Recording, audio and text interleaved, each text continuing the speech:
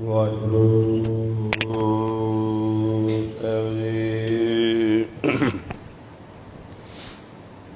ਡੰਡੋਤ ਵੰਦਨ ਗਵਾਰ, ਸਰਵ ਕਲਾ ਸਮਰੱਥ, ਢੋਲਣ ਤੇ ਰਾਖੋ ਪ੍ਰਭੂ। ਨਾਨਕ ਦੇ ਕਰ ਹੱਥ,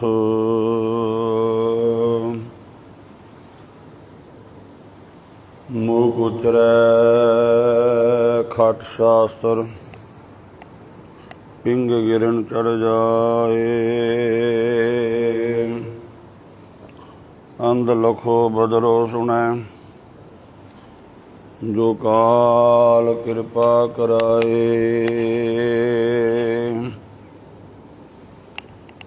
ਪਿੰਗਲ ਪਰਬਤ ਪਾਰ ਪਰੇ,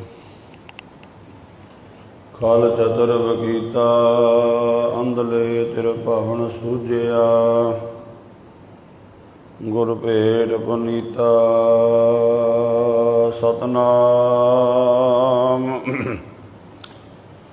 ਸ੍ਰੀ ਵਾਹਿਗੁਰੂ ਸਾਹਿਬ ਜੀ। ਸੋਠ ਮਹੱਲਾ ਪੰਜਵਾਂ। ਕਾਮ ਕ੍ਰੋਧ ਲੋਭ ਝੂਠ ਨਿੰਦਾ, ਇਨ ਤੇ ਆਪ ਛਡਾਵੋ। ਇਹ ਭੀਤਰ ਤੇ ਇਨ ਕੋ ਡਾਰੋ, ਆਪਨ ਨਿਕਟ ਬੁਲਾਵੋ।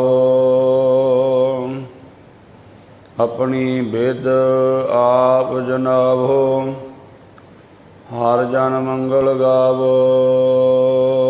ਰਹਾਓ ਬਿਸਰ ਨਾਹੀ ਕਬੂ ਹੀਏ ਤੇ, ਵਿਦ ਮਨ ਮੈਂ ਪਾਵੋ।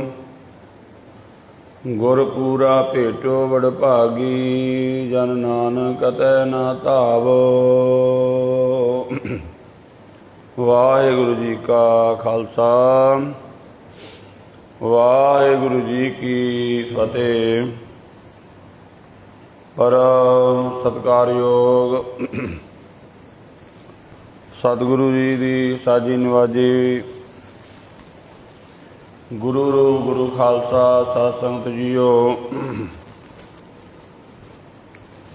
ਗੁਰਬਾਣੀ ਦੀ ਪਾਵਨ ਕਥਾ ਲੜੀਵਾਰ ਜੋ ਇਸ ਪਾਵਨ ਸਥਾਨ 'ਤੇ ਚੱਲ ਰਹੀ ਹੈ,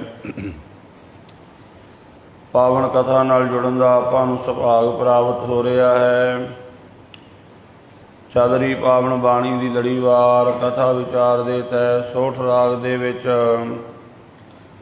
ਪੰਚਮ ਪਾਤਸ਼ਾਹ ਗੁਰੂ ਅਰਜਨ ਦੇਵ ਮਹਾਰਾਜ ਜੀ ਦੀ ਪਾਵਨ ਬਾਣੀ 617 ਅੰਗ ਤੇ 2 ਪੌੜੀਆਂ ਵਾਲੇ ਸ਼ਬਦ। ਜਿਸ ਸ਼ਬਦ ਦੇ ਵਿੱਚ 2 ਪੌੜੀਆਂ ਹੀ ਹਨ, ਉਹ ਇਹਦਾ ਸਰਲੇਖ ਵੀ ਉੱਪਰ ਹੈ। 2 ਪਦੇ ਭਾਵ ਹਰ ਇੱਕ ਸ਼ਬਦ ਦੇ ਵਿੱਚ 2 ਪਦੇ 2 ਪੌੜੀਆਂ ਹੋਣਗੀਆਂ। ਸਾਹਿਬ ਸੱਚੇ ਪਾਤਸ਼ਾਹ ਪਾਵਨ ਬਾਣੀ ਦੇ ਦੁਆਰਾ ਜੋ ਉਪਦੇਸ਼ ਬਖਸ਼ਿਸ਼ ਕਰ ਰਹੇ ਹਨ, ਆਓ ਸਤਿਗੁਰੂ ਜੀ ਦੇ ਅੰਮ੍ਰਿਤ ਬਚਨਾਂ ਨਾਲ ਸਾਂਝ ਪਾਈਏ। ਗੁਰਬਾਣੀ ਦੇ ਵਿੱਚ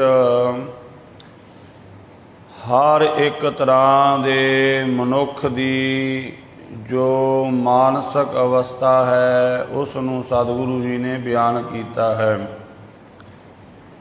ਜੋ ਗੁਰਬਾਣੀ ਤੋਂ ਟੁੱਟੇ ਹੋਏ ਨੇ, ਜੋ ਪਰਮਾਤਮਾ ਨੂੰ ਵਿਸਾਰੀ ਬੈਠੇ ਨੇ, ਉਹਨਾਂ ਦੀ ਅਵਸਥਾ ਵੀ ਬਿਆਨ ਕੀਤੀ ਹੈ। ਜੋ ਪਰਮਾਤਮਾ ਦੀ ਭਗਤੀ ਵਿੱਚ ਲੀਨ ਹਨ, ਉਹਨਾਂ ਗੁਰਮੁਖਾਂ ਦੀ ਅਵਸਥਾ ਵੀ ਬਿਆਨ ਕੀਤੀ ਹੈ।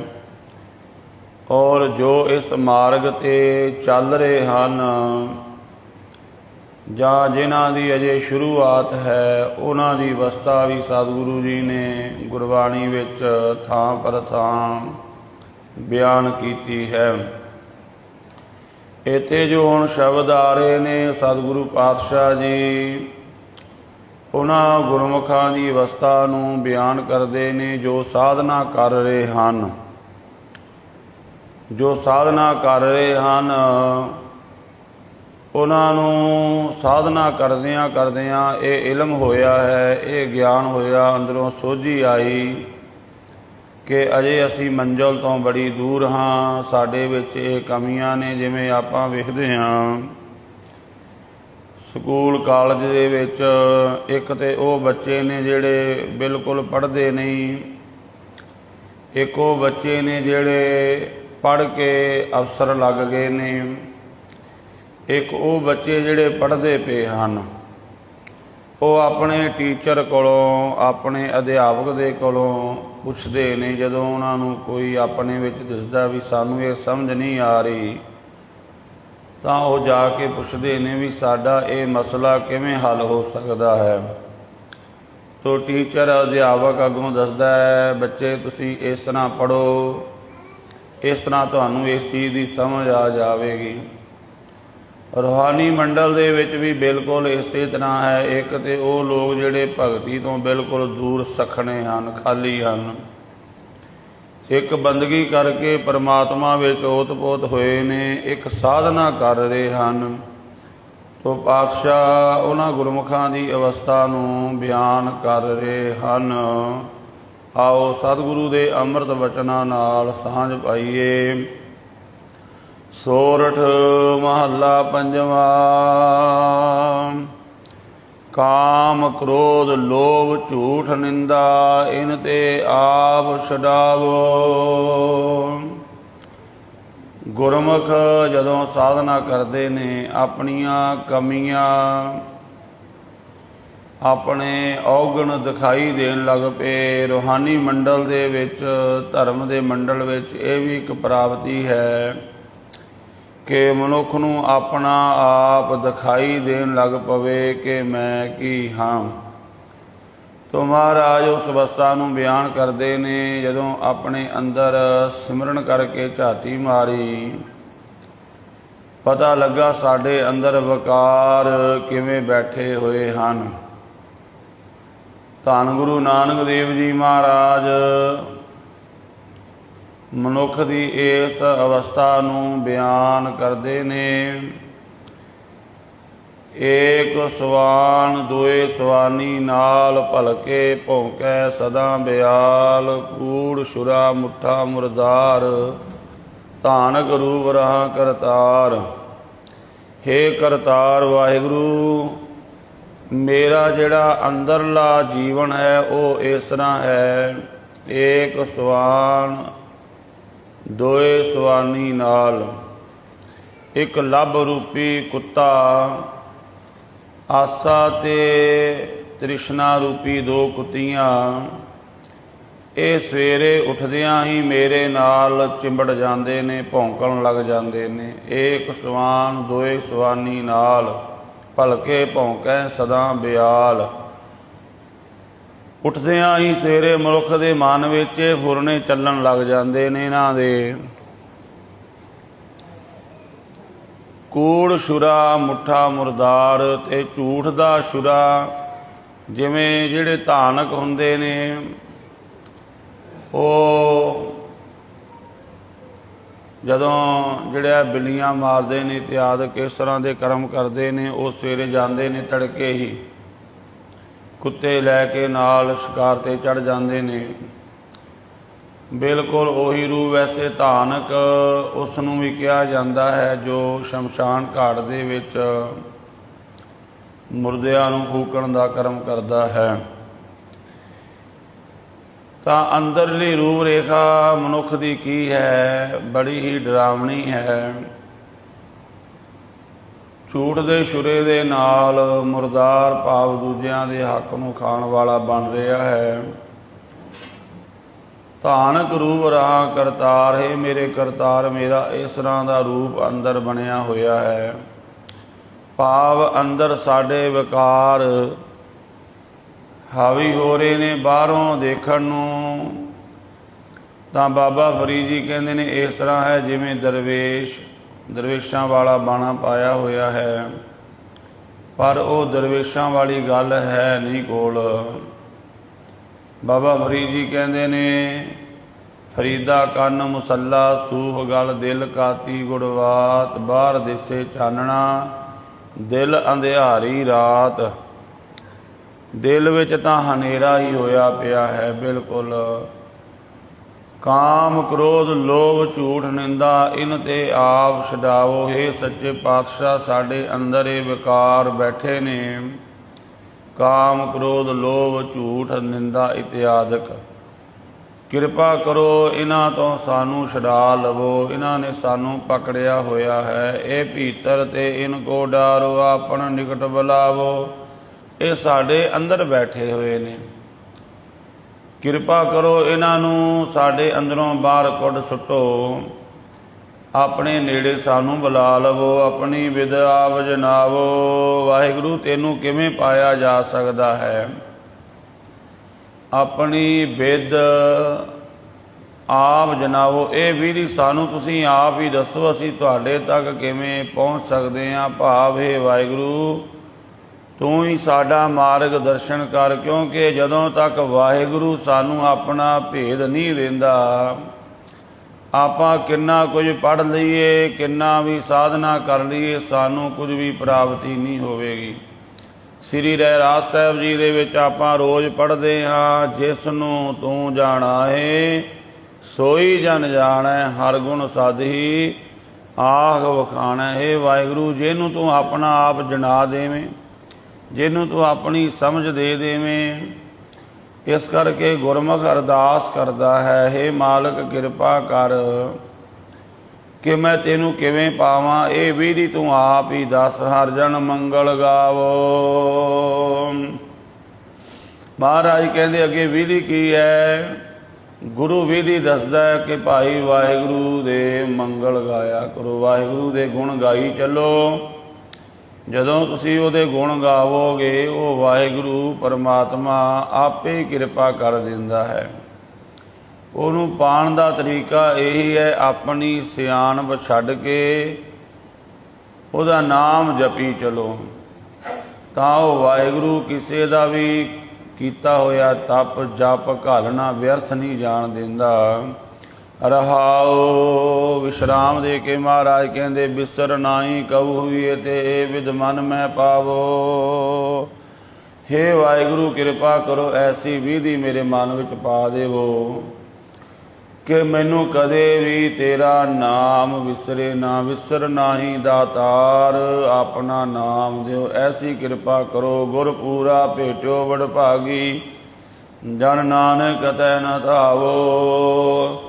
ਜਦੋਂ ਕੋਈ ਅਰਦਾਸ ਕਰੀ ਜਾਂਦਾ ਹੈ ਪਰਮਾਤਮਾ ਦੇ ਚਰਨਾਂ ਵਿੱਚ, ਤਾਂ ਪਰਮਾਤਮਾ ਉਸ ਜਗਿਆਸੂ ਨੂੰ ਪੂਰੇ ਗੁਰੂ ਨਾਲ ਮਿਲਾ ਦਿੰਦਾ ਹੈ। ਪੂਰਾ ਗੁਰੂ ਹੀ ਮਨੁੱਖ ਨੂੰ ਰੱਬ ਦੇ ਨਾਲ ਜੋੜ ਸਕਦਾ ਹੈ, ਰੱਬ ਨਾਲ ਇੱਕ ਕਰ ਦਿੰਦਾ ਹੈ।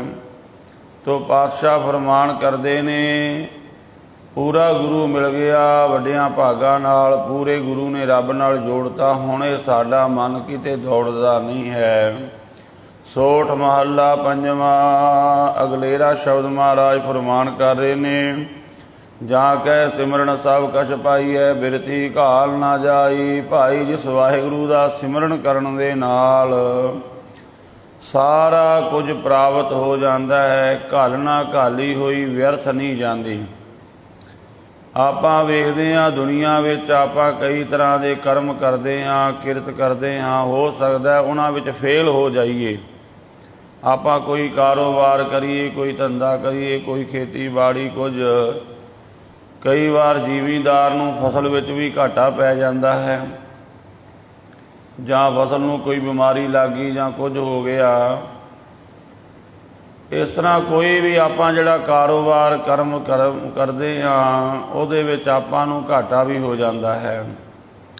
ਪਰ ਵਾਹਿਗੁਰੂ ਦੀ ਬੰਦਗੀ ਹੈ ਜੀ ਐਸੀ ਹੈ ਜਿਹਦੇ ਵਿੱਚ ਕਦੇ ਘਾਟਾ ਨਹੀਂ ਹੈ। ਸਿਮਰਨ ਦੇ ਵਿੱਚ ਕਦੇ ਮਨੁੱਖ ਨੂੰ ਲੋਸ ਨਹੀਂ ਹੁੰਦਾ, ਬਲਕਿ ਸਾਰਾ ਕੁਝ ਹੀ ਪ੍ਰਾਪਤ ਹੋ ਜਾਂਦਾ ਹੈ। ਜਾਂ ਕਹਿ ਸਿਮਰਨ ਸਭ ਕਛ ਪਾਈਐ, ਬਿਰਥੀ ਘਾਲ ਨਾ ਜਾਈ। ਘਾਲਣਾ ਬਿਰਥੀ ਨਹੀਂ ਜਾਂਦੀ। ਤਿਸ ਪ੍ਰਭ ਧਿਆਗ ਅਵਰ ਕਤ ਰਾਚੋ, ਜੋ ਸਭ ਮੈਂ ਰਿਆ ਸਮਾਈ। ਐਸੇ ਵਾਹਿਗੁਰੂ ਦਾ ਨਾਮ ਛੱਡ ਕੇ ਹੋਰ ਕਿਧਰ ਕਿਉਂ ਰੁਚੇ ਹੋਏ ਹੋ, ਹੋਰ ਕਿਤੇ ਕਿਉਂ ਪਰਚੇ ਹੋ? ਕਿਉਂਕਿ ਜੀਵ ਵਾਹਿਗੁਰੂ ਦਾ ਸਿਮਰਨ ਛੱਡ ਕੇ ਨਾ ਕਿਤੇ ਮੜੀਆਂ ਦੀ, ਕਿਤੇ ਮੱਟੀਆਂ ਦੀ, ਕਬਰਾਂ ਦੀ ਪੂਜਾ ਕਰਨ ਲੱਗ ਜਾਂਦਾ ਹੈ, ਕਿਤੇ ਬਨਸਪਤੀ ਦੀ, ਕਿਸੇ ਜਾਨਵਰਾਂ ਦੀ ਪੂਜਾ ਕਰਨ ਲੱਗ ਜਾਂਦਾ। ਮਹਾਰਾਜ ਕਹਿੰਦੇ ਭਾਈ ਐਸੇ ਵਾਹਿਗੁਰੂ ਨੂੰ ਛੱਡ ਕੇ ਤੁਸੀਂ ਹੋਰ ਪਾਸੇ ਕਿਉਂ ਰਚੇ ਹੋ? ਉਸ ਵਾਹਿਗੁਰੂ ਦੇ ਨਾਮ ਨੂੰ ਜਪੋ ਜੋ ਸਾਰਿਆਂ ਵਿੱਚ ਸਮਾਇਆ ਹੋਇਆ ਹੈ। ਹਰ ਹਰ ਸਿਮਰੋ ਸੰਤ ਗੋਪਾਲਾ। ਵਾਹਿਗੁਰੂ ਪਰਮਾਤਮਾ ਦੇ ਨਾਮ ਨੂੰ ਸੰਤੋ ਜਪਣਾ ਕਰੋ। ਵਾਹਿਗੁਰੂ ਦੇ ਨਾਮ ਦੀ ਆਰਾਧਨਾ ਕਰੋ। ਸਾਧ ਸੰਗ ਮਿਲ ਨਾਮ ਧਿਆਵੋ, ਪੂਰਨ ਹੋਵੇ ਘਾਲਾ ਰਹਾਓ। ਨਾਮ ਜਪਣ ਦੀ ਮਰਿਆਦਾ ਹੈ ਉਹ ਹੈ ਗੁਰੂ ਨੂੰ ਮਿਲ ਕੇ, ਭਾਵ ਗੁਰੂ ਦੇ ਦੱਸੇ ਹੋਏ ਮਾਰਗ 'ਤੇ ਚੱਲ ਕੇ। ਜਿਵੇਂ ਵੇਖੋ ਜਿਹੜੀਆਂ ਕਿਤਾਬਾਂ ਨੇ, ਬੁੱਕਸ ਨੇ, ਆਪਾਂ ਬਾਜ਼ਾਰ ਵਿੱਚ ਜਾਈਏ ਬੜੀਆਂ ਦੁਕਾਨਾਂ ਹਨ ਜਿੱਥੇ ਕਿਤਾਬਾਂ ਬਹੁਤ ਪਈਆਂ ਹਨ, ਦੁਕਾਨਾਂ ਭਰੀਆਂ ਪਈਆਂ ਕਿਤਾਬਾਂ ਦੇ ਨਾਲ। ਆਪਾਂ ਪੈਸੇ ਦੇ ਕੇ ਉੱਥੋਂ ਕਿਤਾਬਾਂ ਖਰੀਦ ਲਿਆਈਏ, ਘਰ ਵਿੱਚ ਲਿਆ ਕੇ ਰੱਖੀਏ ਅਤੇ ਆਪਣੀ ਮੱਤ ਦੇ ਮੁਤਾਬਕ ਪੜ੍ਹੀਏ। ਆਪਾਂ ਉਹਨਾਂ ਨੂੰ ਪੜ੍ਹ ਕੇ ਡਿਗਰੀ ਨਹੀਂ ਲੈ ਸਕਦੇ। ਕੋਈ ਵੀ ਆਪਾਂ ਕੋਈ ਨਾ ਕੋਈ ਡਾਕਟਰ ਬਣ ਸਕਦਾ, ਨਾ ਕੋਈ ਵਕੀਲ ਬਣ ਸਕਦਾ ਹੈ। ਭਾਵੇਂ ਕਿਤਾਬਾਂ ਉਹੀ ਨੇ ਜਿਨ੍ਹਾਂ ਨੂੰ ਪੜ੍ਹ ਕੇ ਬੱਚੇ ਡਾਕਟਰ ਵੀ ਬਣਦੇ ਨੇ, ਪ੍ਰੋਫੈਸਰ ਵੀ ਬਣਦੇ ਨੇ, ਇੰਜੀਨੀਅਰ ਵੀ ਬਣਦੇ ਨੇ, ਕਿਤਾਬਾਂ ਤਾਂ ਉਹੀ ਨੇ। ਅਤੇ ਉਹਨਾਂ ਨੂੰ ਆਪਾਂ ਆਪਣੀ ਮੱਤ ਦੇ ਨਾਲ ਪੜ੍ਹ ਕੇ ਨਹੀਂ ਅੱਗੇ ਵੱਧ ਸਕਦੇ। ਆਪਾਂ ਨੂੰ ਸਕੂਲ ਵਿੱਚ ਜਾਣਾ ਪਵੇਗਾ, ਕਾਲਜ ਵਿੱਚ ਜਾਣਾ ਪਵੇਗਾ, ਯੂਨੀਵਰਸਿਟੀ ਵਿੱਚ ਜਾਣਾ ਪਵੇਗਾ। ਉੱਥੇ ਜਦੋਂ ਆਪਾਂ ਜਾ ਕੇ ਪੜ੍ਹਾਂਗੇ ਅਧਿਆਪਕਾਂ ਕੋਲੋਂ, ਟੀਚਰਾਂ ਕੋਲੋਂ ਪੜ੍ਹ ਕੇ, ਫਿਰ ਹੀ ਮਨੁੱਖ ਕੁਝ ਬਣਦਾ ਹੈ। ਇਸੇ ਤਰ੍ਹਾਂ ਗੁਰਮੁਖੋ ਨਾਮ ਤਾਂ ਉਹੀ ਹੈ, ਵਾਹਿਗੁਰੂ ਕਹਿ ਲਓ, ਰਾਮ ਰਾਮ ਕਹਿ ਲਓ, ਅੱਲਾਹੂ ਕਹਿ ਲਓ, ਪਰਮਾਤਮਾ ਦੇ ਨਾਮ ਤਾਂ ਉਹੀ ਨੇ। ਪਰ ਜਦੋਂ ਆਪਾਂ ਗੁਰੂ ਦੀ ਮੱਤ ਨਾਲ ਚੱਲਾਂਗੇ ਤਾਂ ਫਿਰ ਗੱਲ ਬਣੇਗੀ, ਵਰਨਾ ਨਹੀਂ ਗੱਲ ਬਣੇਗੀ। ਸਾਧ ਸੰਗ ਮਿਲ ਨਾਮ ਧਿਆਵੋ। ਸਾਧ ਸੰਗ ਭਾਵ ਗੁਰੂ ਨੂੰ ਮਿਲ ਕੇ, ਗੁਰੂ ਨੂੰ ਮਿਲਣ ਤੋਂ ਭਾਵ ਹੈ ਗੁਰੂ ਦੀ ਮੱਤ ਦੇ ਅਨੁਸਾਰ ਚੱਲ ਕੇ ਜਦੋਂ ਨਾਮ ਜਪਾਂਗੇ, ਜਿਵੇਂ ਗੁਰੂ ਮਹਾਰਾਜ ਸਾਨੂੰ ਹੁਕਮ ਕਰਦੇ ਨੇ, ਪੂਰਨ ਹੋਵੇ ਘਾਲਾ। ਘਾਲ ਪੂਰੀ ਹੋ, ਘਾਲ ਨਾ ਘਾਲੀ ਹੋਈ ਸਫਲ ਹੋਵੇਗੀ।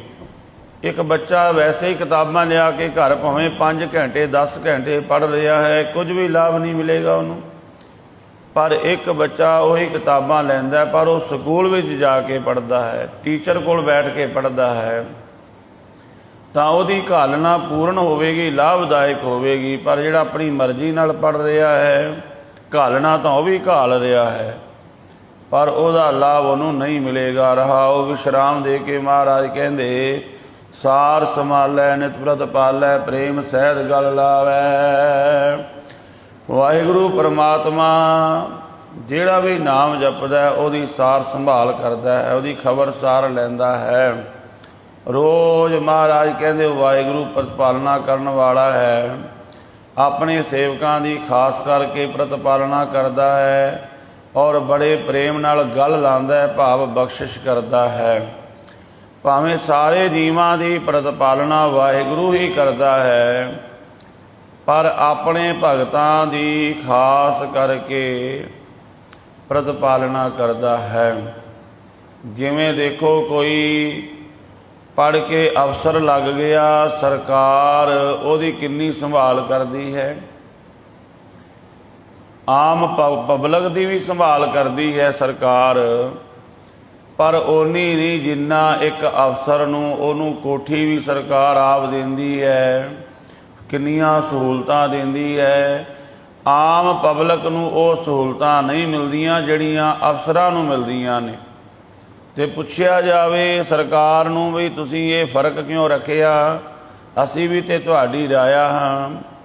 ਸਰਕਾਰ ਕਹੇਗੀ ਇਹ ਵੀ ਤੁਹਾਡੇ ਵਿੱਚੋਂ ਨੇ, ਇਹ ਪੜ੍ਹ ਕੇ ਅਫਸਰ ਬਣੇ ਨੇ, ਪੜ੍ਹਾਈ ਕੀਤੀ, ਬੜੀ ਮਿਹਨਤ ਕੀਤੀ ਹੈ, ਤਾਂ ਕਰਕੇ ਇਹਨਾਂ ਨੂੰ ਇਹ ਖਾਸ ਸਹੂਲਤਾਂ ਨੇ। ਇਸੇ ਤਰ੍ਹਾਂ ਭਾਵੇਂ ਆਪਾਂ ਸਾਰੇ ਜੀ ਹੀ ਰੱਬ ਦੇ ਹਾਂ, ਸਾਰਿਆਂ ਨੂੰ ਹੀ ਰੱਬ ਪਾਲਦਾ ਹੈ, ਪਰ ਆਪਣੇ ਭਗਤਾਂ ਦੀ ਖਾਸ ਕਰਕੇ ਉਹ ਪ੍ਰਤਪਾਲਨਾ ਕਰਦਾ ਹੈ। ਅਤੇ ਸਵਾਲ ਕੀਤਾ ਜਾਵੇ ਇਹ ਕਿਉਂ ਜੀ, ਤੇ ਰੱਬ ਕਹਿੰਦਾ ਇਹਨਾਂ ਭਗਤਾਂ ਨੇ ਬੰਦਗੀ ਕੀਤੀ ਹੈ, ਘਾਲਣਾ ਘਾਲੀ ਹੈ। ਇਸ ਤਰ੍ਹਾਂ ਉਹ ਵਾਹਿਗੁਰੂ ਬਖਸ਼ਿਸ਼ ਕਰਦਾ ਹੈ। ਕਹੋ ਨਾਨਕ ਪ੍ਰਭ ਤੁਮਰੇ ਬਿਸਰਤ, ਜਗਤ ਜੀਵਨ ਕੈਸੇ ਪਾਵੈ। ਮਹਾਰਾਜ ਕਹਿੰਦੇ ਹੇ ਵਾਹਿਗੁਰੂ, ਤੈਨੂੰ ਵਿਸਾਰ ਕੇ ਇਹ ਮਨੁੱਖ, ਇਹ ਸੰਸਾਰੀ ਜੀਵ ਕਿਵੇਂ ਆਤਮਿਕ ਜੀਵਨ ਨੂੰ ਪਾ ਸਕਦੇ ਨੇ? ਨਹੀਂ ਪਾ ਸਕਦੇ। ਅਸਲ ਵਿੱਚ ਜੀਵਨ ਦਾ ਜਿਹੜਾ ਆਨੰਦ ਹੈ ਉਹ ਬੰਦਗੀ ਵਿੱਚ ਹੀ ਹੈ। ਬੰਦਗੀ ਤੋਂ ਬਿਨਾਂ ਤੇ ਆਪਾਂ ਜਿਹੜਾ ਜੀਵਨ ਜੀ ਰਹੇ ਹਾਂ, ਇਹਨੂੰ ਗੁਰਬਾਣੀ ਵਿੱਚ ਪ੍ਰਮਾਣਤਾ ਨਹੀਂ ਦਿੱਤੀ ਗਈ। ਇਹ ਤਾਂ ਮਹਾਰਾਜ ਕਹਿੰਦੇ ਇਸ ਤਰ੍ਹਾਂ ਦੀ ਕਿਰਿਆ ਹੈ ਜਿਵੇਂ ਇੱਕ ਬੰਦਗੀ ਤੋਂ ਬਿਨਾਂ ਮਨੁੱਖ ਆਪਣਾ ਕੁਝ ਵੀ ਖਾ ਰਿਹਾ, ਹੰਢਾ ਰਿਹਾ ਹੈ। ਮਹਾਰਾਜ ਕਹਿੰਦੇ ਜਿਵੇਂ ਗੰਦਗੀ ਦਾ ਕੀੜਾ ਹੁੰਦਾ ਹੈ, ਸੋ ਪ੍ਰਭ ਚਿਤ ਨ ਆਵਈ ਵਿਸ਼ਟਾਂ ਕੇ ਕੀਰੇ, ਮਨ ਇੱਛੇ ਸੁਖ ਮਾਣਦਾ ਕਿਛ ਨਾਹੇ ਵਸੂਰੇ, ਸੁੰਦਰ ਸੇਜ ਅਨੇਕ ਸੁਖ ਰਸ ਭੋਗਣ ਪੂਰੇ। ਬੜੇ ਸੁਖ ਭੋਗਦਾ, ਬੜੇ ਰਸ ਲੈਂਦਾ ਹੈ ਤੇ ਸੋਚਦਾ ਮੈਂ ਮਨੁੱਖ ਹੋ ਕੇ ਮਨੁੱਖਾਂ ਵਾਲੇ ਸੁੱਖ ਲੈ ਰਿਹਾ। ਮਹਾਰਾਜ ਕਹਿੰਦੇ ਨਹੀਂ, ਤੂੰ ਗੰਦਗੀ ਦੇ ਕੀੜੇ ਵਾਲਾ ਸੁੱਖ ਲੈ ਰਿਹਾ ਹੈ। ਸੋ ਪ੍ਰਭ ਚਿਤ ਨ ਆਵਈ ਵਿਸ਼ਟਾ ਕੇ ਕੀਰੇ। ਬੰਦਗੀ ਕਰਕੇ ਹੀ ਅਸਲ ਜੀਵਨ, ਮਨੁੱਖਾ ਜੀਵਨ ਦੀ ਸਮਝ ਪੈਂਦੀ ਹੈ ਤੇ ਮਨੁੱਖ ਉਹਦਾ ਰਸ ਲੈਂਦਾ, ਲਾਹਾ ਲੈਂਦਾ ਹੈ। ਵਾਹਿਗੁਰੂ ਨੂੰ ਵਿਸਾਰ ਕੇ ਕਦੇ ਵੀ ਉਹ ਆਤਮਿਕ ਮਨੁੱਖਾ ਜੀਵਨ ਦਾ ਅਸੀਂ ਰਸ ਨਹੀਂ ਲੈ ਸਕਦੇ। ਹੇ ਵਾਹਿਗੁਰੂ, ਤੈਨੂੰ ਵਿਸਾਰ ਕੇ ਇਹ ਸੰਸਾਰੀ ਜੀਵ ਉਸ ਜੀਵਨ ਨੂੰ, ਆਤਮਿਕ ਜੀਵਨ ਨੂੰ ਕਿਵੇਂ ਪਾ ਸਕਦੇ ਨੇ? ਭਾਵ ਨਹੀਂ ਪਾ ਸਕਦੇ। ਸੋਠ ਮਹੱਲਾ ਪੰਜਵਾਂ। ਇੱਥੇ ਸ਼ਬਦ ਸਾਰੇ 2 ਪੌੜੀਆਂ ਵਾਲੇ ਹਨ। ਮਹਾਰਾਜ ਜੀ ਨੇ ਬਖਸ਼ਿਸ਼ ਕੀਤੀ ਹੈ।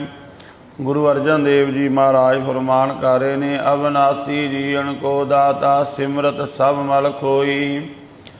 ਉਹ ਵਾਹਿਗੁਰੂ ਨਿਰੰਕਾਰ ਐਸਾ ਹੈ, ਨਾਸ ਤੋਂ ਰਹਿਤ ਹੈ, ਅਵਨਾਸੀ ਜੋ ਨਾਸ ਨਾ ਹੋਵੇ। ਸਾਰਿਆਂ ਜੀਵਾਂ ਦਾ ਦਾਤਾ ਹੈ। ਉਹਦਾ ਨਾਮ ਜਪ ਕੇ ਜੀਵ ਦੀ ਪਾਪਾਂ ਦੀ ਮੈਲ ਲੈ ਜਾਂਦੀ ਹੈ। ਗੁਣ ਨਿਧਾਨ ਭਗਤਨ ਕੋ ਬਰਤਨ ਬਿਰਲਾ ਪਾਵੈ ਕੋਈ। ਗੁਣਾ ਦਾ ਖਜ਼ਾਨਾ ਹੈ ਭਗਤਨ ਕੋ ਬਰਤਨ। ਬਰਤਨ ਕਹਿੰਦੇ ਨੇ ਉਹ ਚੀਜ਼ ਜੋ ਹਰ ਸਮੇਂ ਕੰਮ ਆਵੇ। ਜਿਵੇਂ ਆਪਾਂ ਘਰ ਵਿੱਚ ਬਰਤਨ ਰੱਖੇ ਨੇ, ਭਾਂਡੇ ਰੱਖੇ ਨੇ, ਉਹਨਾਂ ਨੂੰ ਵੀ ਬਰਤਨ ਤਾਂ ਆਖਿਆ ਜਾਂਦਾ ਜੋ ਸਾਨੂੰ ਹਰ ਸਮੇਂ ਕੰਮ ਦੇ ਜਾਣ। ਵਾਹਿਗੁਰੂ ਪਰਮਾਤਮਾ ਦਾ ਨਾਮ ਹਰ ਸਮੇਂ ਆਪਣੇ ਸੇਵਕਾਂ ਦੀ ਸਹਾਇਤਾ ਵਿੱਚ ਰਹਿੰਦਾ ਹੈ, ਹਰ ਥਾਂ 'ਤੇ ਕੰਮ ਆਉਣ ਵਾਲਾ ਹੈ। ਗੁਣ ਨਿਧਾਨ ਭਗਤਨ ਕੋ ਬਰਤਨ ਬਿਰਲਾ ਪਾਵੈ ਕੋਈ। ਪਰ ਬਿਰਲੇ ਨੇ ਜਿਹੜੇ ਵਾਹਿਗੁਰੂ ਪਰਮਾਤਮਾ ਦੀ ਓਟ ਨੂੰ ਪਾ ਲੈਂਦੇ ਨੇ, ਜਿਹੜੇ ਨਾਮ ਦੀ ਓਟ ਵਿੱਚ ਚਲੇ ਜਾਂਦੇ ਨੇ, ਜਿਨ੍ਹਾਂ ਨੂੰ ਨਾਮ ਵਰਤਣਾ ਆ ਜਾਂਦਾ ਹੈ, ਭਾਵ ਨਾਮ ਤੋਂ ਲਾਹਾ ਲੈਣਾ ਆ ਜਾਂਦਾ ਹੈ।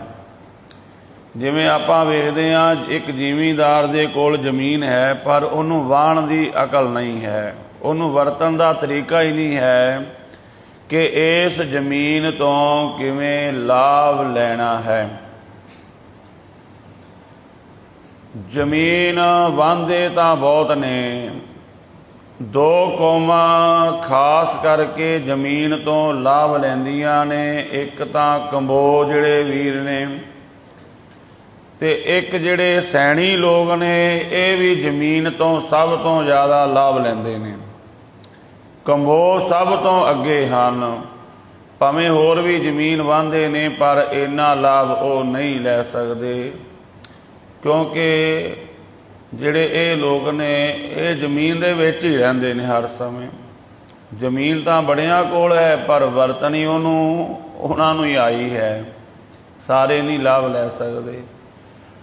ਤਾਂ ਇਸੇ ਤਰ੍ਹਾਂ ਇਹ ਸਾਨੂੰ ਸਰੀਰ ਤਾਂ ਸਾਰਿਆਂ ਨੂੰ ਮਿਲਿਆ ਹੈ, ਪਰ ਇਹਨੂੰ ਵਰਤਣਾ ਕਿਵੇਂ ਹੈ ਇਹ ਗੁਰਮੁਖਾਂ ਨੂੰ ਹੀ ਪਤਾ ਲੱਗਦਾ ਵੀ ਇਹਦੇ ਤੋਂ ਲਾਭ ਕਿਵੇਂ ਲੈਣਾ ਹੈ। ਦੁਨਿਆਵੀ ਕੰਮ ਧੰਦੇ ਵੀ ਕਰਦੇ ਨੇ ਸਰੀਰ ਨਾਲ, ਔਰ ਇਹਦੇ ਤੋਂ ਬੰਦਗੀ ਦਾ ਵੀ ਲਾਹਾ ਲੈ ਲੈਂਦੇ ਨੇ, ਬੰਦਗੀ ਵੀ ਬੜੀ ਕਰਦੇ ਨੇ।